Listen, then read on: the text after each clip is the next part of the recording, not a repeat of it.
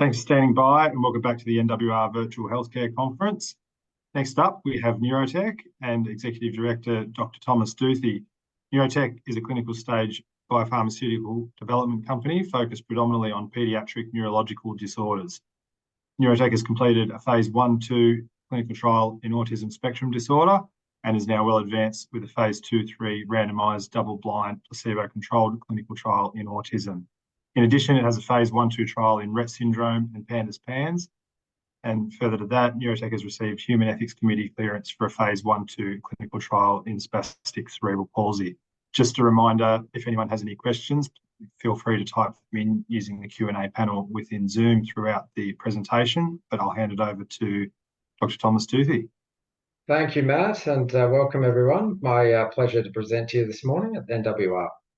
Standard disclaimer for today's presentation: there will be certain forward-looking statements made during my talk today.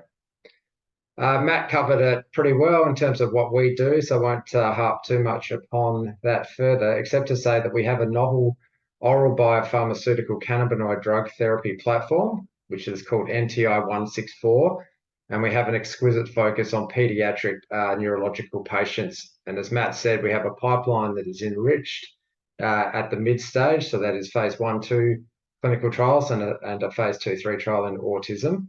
And we have already supportive safety and clinical data in paediatric patients, i.e. children in autism and PANDAS already to discuss today. This is our corporate and cap summary. Draw your attention to our cash position at 31 December, 4.5 million. Our investment into R&D during FY23 was 6.5 million, of which more or less we got 48.5% back from the R&D tax incentive. So I feel we've been pretty good guardians of shareholders' capital since we raised 9 million in September 2022, and we've been able to rapidly develop our clinical pipeline with those funds, and we've been able to deliver clinical results over that period. So quite a commendable acceleration of the pipeline, and we thank investors for their support. These are our 4 core strategies. So we focus on paediatric patients. We focus on rare neurological disorders mostly, but it certainly that captures all paediatric disorders where there is a strong neuroinflammatory process in these patients. What I mean by that is, in a number of these neurological disorders, patients suffer from progressive or consistent neuroinflammation, and that exacerbates the clinical symptoms that these patients often present with. And we prosecute and discharge our clinical trials rather rapidly for small Australian life science companies because we focus very carefully on partnering with key opinion leaders and clinicians who are experts in their requisite fields. So in the Australian context, we have 3 professors of neurology, Professor Fay, Professor Dale, and Associate Professor Carolyn Ellaway, who work very closely with our contract research organisation and the company as a whole to enrol patients into our clinical trials to collect data, and then subsequently we report that data. And we focus this product, NTI 164, on drug development. So we are not interested in over-the-counter type applications whatsoever for this. We are looking at a medical claim with reimbursement through the prosecution of well-designed clinical trials. This is our strategy as I presented in the previous slide, but also captures some of the more interesting and attractive features of this strategy. And that is, we have diversified NTI 164 across 4 indications. PANDAS, Pediatric Acute Onset Neuropsychiatric Syndrome, PANS, and its close relative PANDAS, which is associated with streptococcus infections. I'll come to that in a moment in several slides to follow. We focus on cerebral palsy, as Matt mentioned, autism spectrum disorder, and Rett syndrome. By focusing in on those 4 indications and paediatric applications within those indications, we have access to a number of potential regulatory levers, notably orphan drug designation in the US and Europe, which confers 7 and 10 years market exclusivity respectively. And in the US context with the Food and Drug Administration, we are interested in investigational new drug applications, or INDs, which then open up other regulatory levers, including priority review, breakthrough therapies, fast track, and also rare pediatric priority review vouchers. I've provided on the right-hand panel there two commercialization examples of two companies I respect deeply and follow closely. And both of these companies have more or less pivoted from what were adult neurological indications to rare pediatric neurological indications, and have generated very substantial shareholder value in doing so. So GW Pharmaceuticals has a drug, Epidiolex, which is the world's only approved high-dose CBD oil. And that's been indicated for two rare epileptic disorders, Dravet syndrome and Lennox-Gastaut. To cut a long story short, that focus by GW has resulted in that company being acquired. And Epidiolex is on track to deliver $1 billion, that is a blockbuster drug, $1 billion in US dollar sales in 2024 by focusing in on those rare disorders. Likewise, within the Australian context, many on the call will appreciate and understand Neuron Pharmaceuticals business and the substantial shareholder value they've created. I followed that company since 2004 and was an analyst on the stock over the early 2000s. And I know Neuron's strategy has really delivered that value by focusing in since 2016 on rare pediatric neurological disorders. And they've generated substantial market capitalization and attracted high quality partners, and have now, as a result of that collaboration, the world's first FDA-approved treatment for Rett syndrome.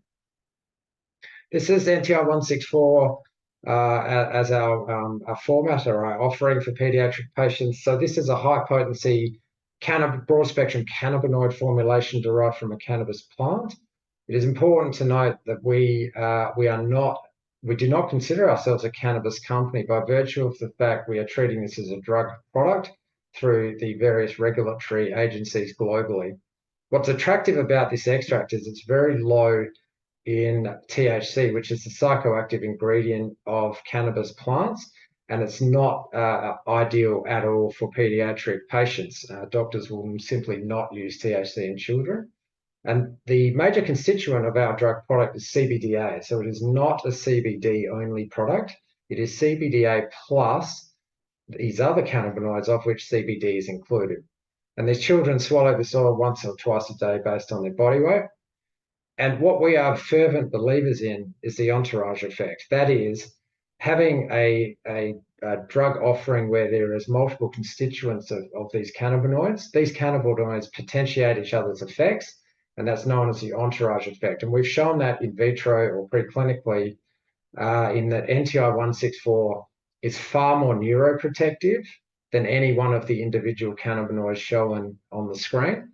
But also importantly, it is very effective at dampening pro-inflammatory processes in a group of cells in the brain called microglial cells, which have seen an explosion in published literature and interest as a potential means of treating patients with neurological disorders. So we offer both neuroprotection and anti-neuroinflammatory.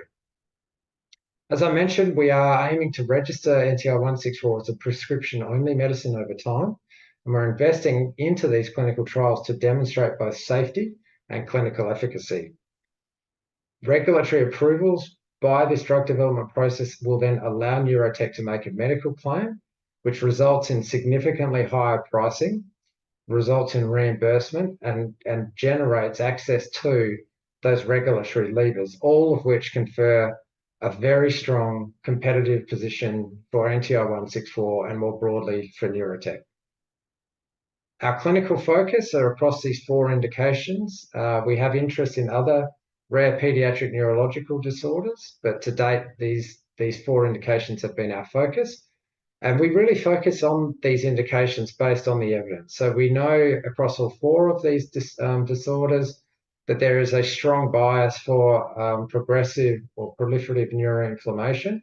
And we know from on first principles, NTI 164 is exquisitely good at reducing those pro-inflammatory processes. So we're simply following the evidence. And thankfully, that scientific concept has been a clinical reality with really good data shown in both autism and PANDS, pediatric acute onset neuropsychiatric syndrome.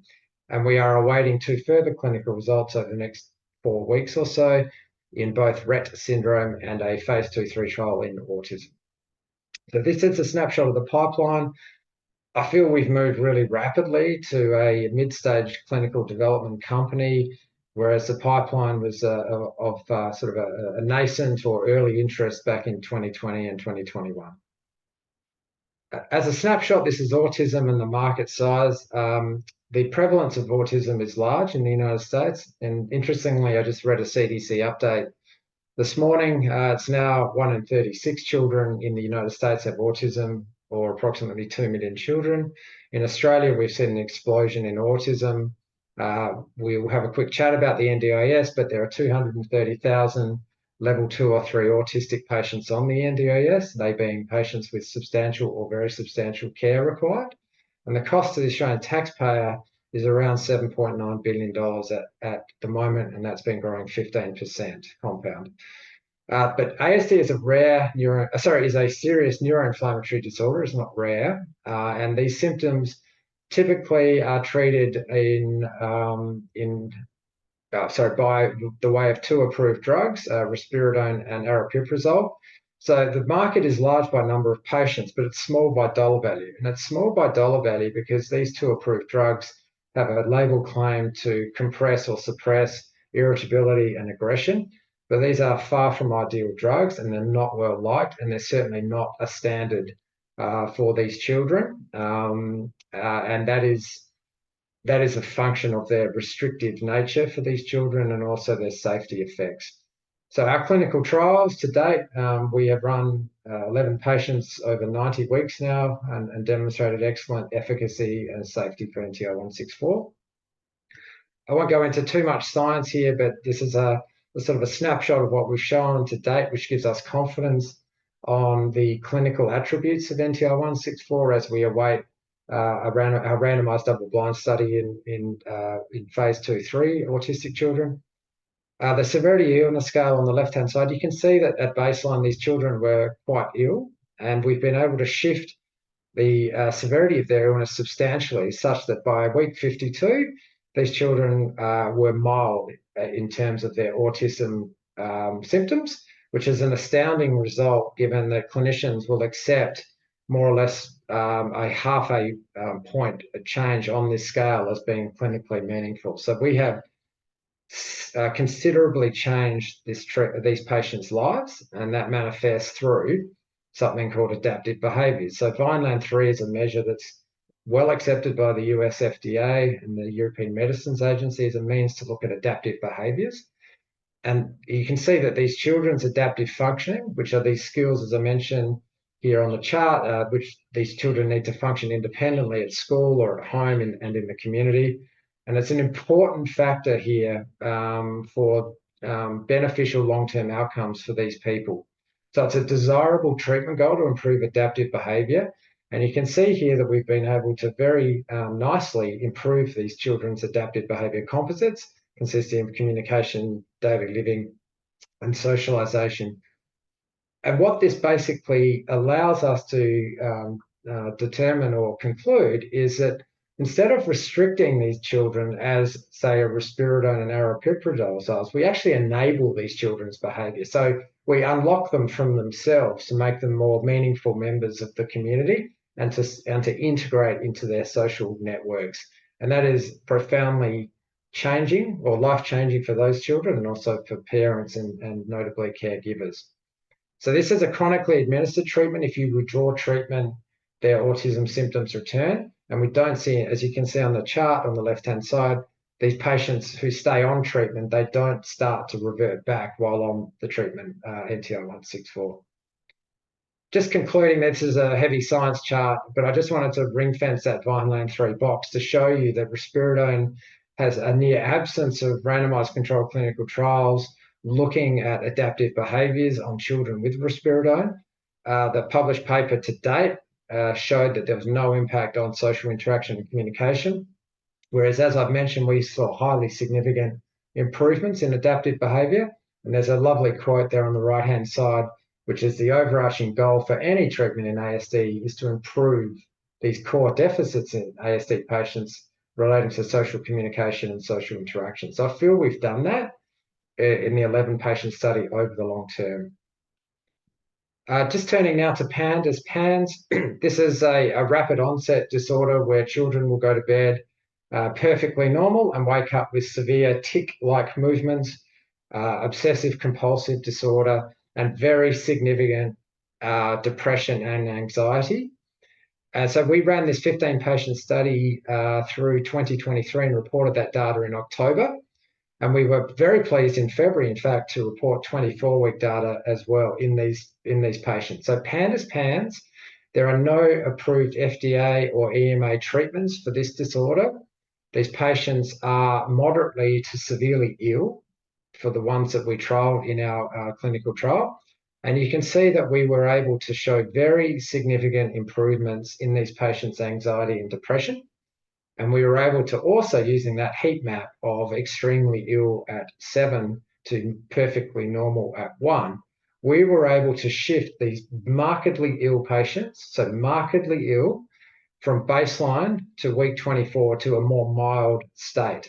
Once again, this is transformational for the children, transformational for the caregivers, and also from a clinical or clinician advocacy perspective, this has not been seen before, and certainly not been seen before with a cannabinoid therapy like ourselves. So the way to think about PANS and PANDAS is it's an autoimmune response to either an unknown virus or bacterial infection or streptococcus. And that autoimmune response manifests as uncontrolled, progressive or proliferative neuroinflammation, which is clearly what we've been dampening. We are seeking orphan drug designation for PANDAS PANS in both Europe and the United States. And I might add, just going back, that all patients continue to receive therapy after week 24 and will stay on therapy over the long term. Turning to our third indication, Rett syndrome, this is a very topical indication given the spectacular success of Neuron Pharmaceuticals and Arcadia. You can see here that, albeit I say it's a significant market, it is a significant market by dollar value, but in terms of the number of patients on those 4 territories, you can see that it's certainly rare, with a pool of patients of 6,000 to 9,000 in the United States. So this is a genetic disorder that affects a gene called MECP2 on the X chromosome. The market dynamics of Rett syndrome is really interesting. So there's 18 treatment centres of excellence in the United States, and there's 3 in Australia. So it means if you are successful, as DAYBUE or trofinetide is in the middle column there, in terms of SG&A, selling general administrative expense, to market this drug to doctors, you are looking at a very small pool of clinicians who treat Rett syndrome in those territories, and that makes for an excellent commercial and business model. So this therapy, DAYBUE, was approved in March 2023. It's $1,000 a day on average. Arcadia and partnered with Neuron have generated very substantial sales. But it is interesting to note that their phase 3 clinical trial showed that in around 60% of patients, there was no change to their clinical improvements as measured by CGI-I, and around about 25% of those girls were minimally improved. So on the right-hand side, you can see the valuation and pricing benchmarks we have are very strong, and we are high conviction here in Rett syndrome that there is absolutely a place for a second drug like NTI 164 in the United States, and certainly in Australia and Europe where DAYBUE is not approved. This is a trial schematic. I won't go into this in too much detail except to say the primary endpoint will be reported over the coming weeks. The primary endpoint, CGI-I, and our key secondary endpoint of RSBQ were co-primary endpoints in Neuron's Lavender phase 3 trial, which was the trial from which DAYBUE or trofinetide was registered. Just wanted to call out the safety here. This would be another data point that we're very interested in our Rett syndrome patients. With the safety to date reported for DAYBUE, around 12% of patients saw greater than 7% weight loss across their clinical trial. We haven't seen any weight loss for our autism or PANS children to date. Likewise, for nausea and vomiting, DAYBUE patients around 30%. We've seen some nausea and vomiting in ASD and PANS PANDAS. We have an oil-based format that they are required to swallow. And likewise for diarrhea, we didn't see or haven't seen any diarrhea from our intervention NTI 164, and there's been quite a lot of diarrhea seen in debut patients, up around 82%. So we'll be watching our safety data very closely.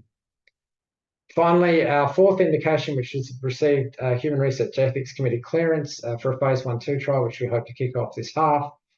Cerebral palsy has two approved treatments, botulinum A and baclofen. Both interventions for spastic CP are okay, but their improvements in terms of quality of life is somewhat questionable.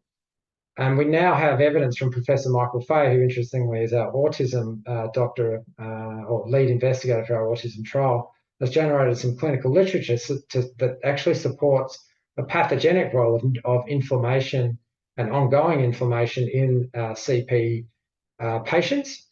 And so once again, based on the evidence we have, this is an interesting fourth application for NTI 164 over the coming half. And this has a large market by dollar value and a reasonably large market by number of patients. So these are the dollar value of the four indications that we're targeting here across autism, Rett, PANDAS, PANS, and cerebral palsy. Again, I just call out the dollar size of autism is small relative to the large number of patients because the standards are not ideal. Aripiprazole, risperidone. Rett syndrome is a $2 billion market. We calculate PANDAS PANS as a $1.4 billion annual market based on some pricing in the literature. And likewise for cerebral palsy, it's a $1 billion market and represented here is about 4.3 billion annually. Turning to our key milestones, I feel we've delivered substantially for shareholders since we embarked on this reasonably aggressive clinical development pathway for the company in the first half and second half of calendar 2023. And of course, most importantly is what's coming. So in the quarter so far to date, we've received HREC approval for CP. We've shown the market 24-week PANDAS data, which was exemplary.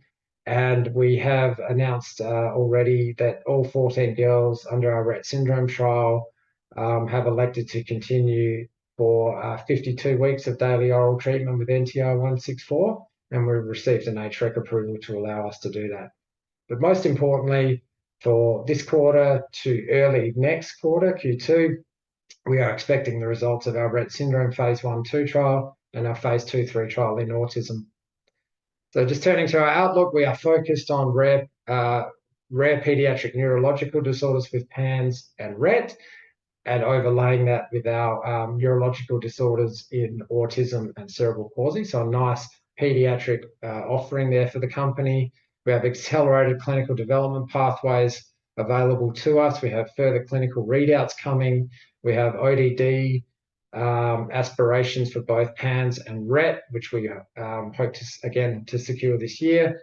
We have planned meetings with the TGA and the FDA during 2024 to refine our regulatory pathway for NTI 164 as it relates to these indications. And as I called out at the start, we have $4.5 million as at 31 December. We are funded to complete these trials, and investors will take note that, of course, we have completed enrollment for all of these trials, with the exception of CP, which we expect to start this half. So thank you for your attention. I'll turn back to Matt for Q&A. Thanks, Matt. No problem. Thank you. As you mentioned, we'll take on any questions now. So once again, feel free to type them in on the Q&A panel within Zoom, and we can get to them shortly. Tom, can you share any information on the pre-IND meeting with the FDA for NTI 164 in autism, and also what is Neurotech's plan, if any, for FDA submission if the phase 3 trial is successful? Yep. Okay. No worries. We had a pre-IND meeting with the FDA to discuss our regulatory package and also to have a general chat on autism, and that was in early 2022. Basically, autism, it's very clear for us based on the feedback from the FDA for registration purposes in the United States, 2 well-designed phase 3 trials in autism are required, looking at primary endpoints of the functional domain of interest to the company.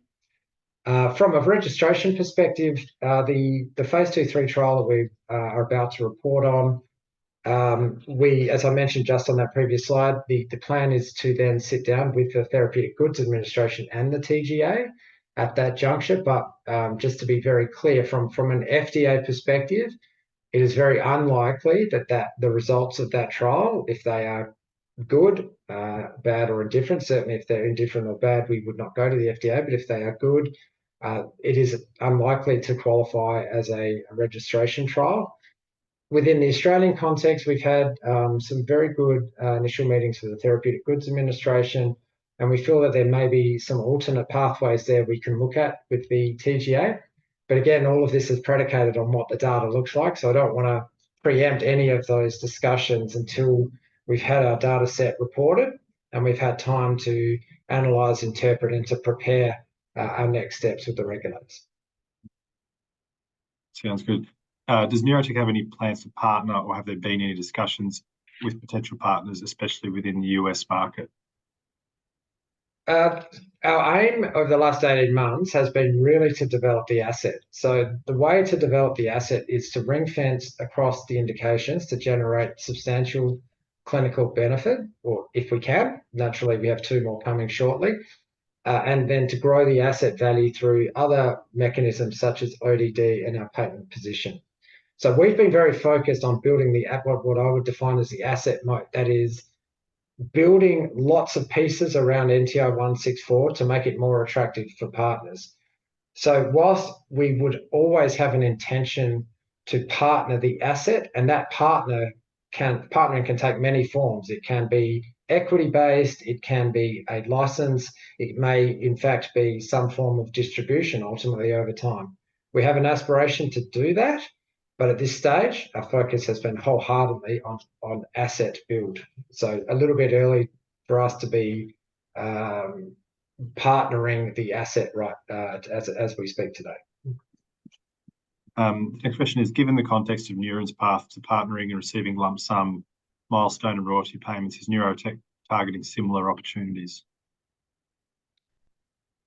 Again, I can't really be drawn on comparing and contrasting the Neuren license deal, which is close to $1 billion in transactional value across those rare pediatric neurological disorders, which include Rett syndrome.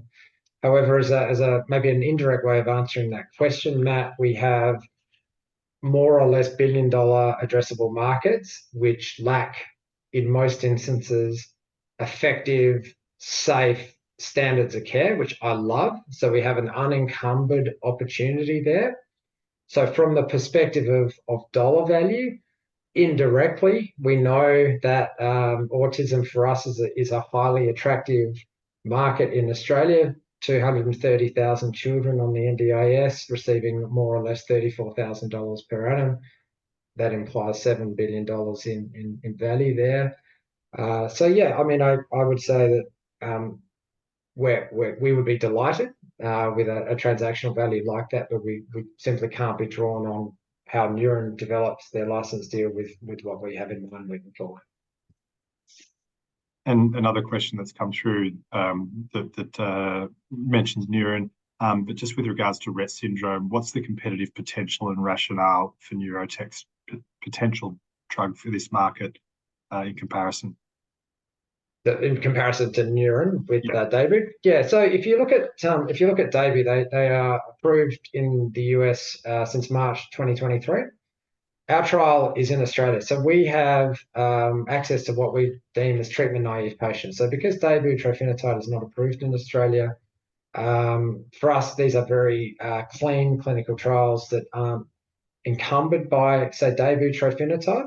And so we can generate really interesting evidence against placebo, or sorry, not against placebo, but basically against the patient's own baseline without the effects of DAYBUE on these patients.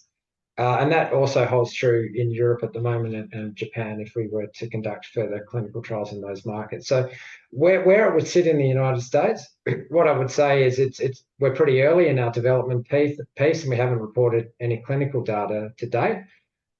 But having said that, in the United States, DAYBUE has had very good initial acceptability as evidenced by patient starts and revenues to date. And that shows us very clearly that there is a significant market pull for new, safe, and effective therapies. And how we see ourselves, we are simply potentially another treatment in the Rett syndrome treatment paradigm, which at the moment is led by DAYBUE trofinetide in the United States. Thank you. We're nudging sort of finish time, but I'll get one more question in, which is, what are the potential competitive pipeline drugs in autism, and how do they compare to Neurotech's potential drug in development?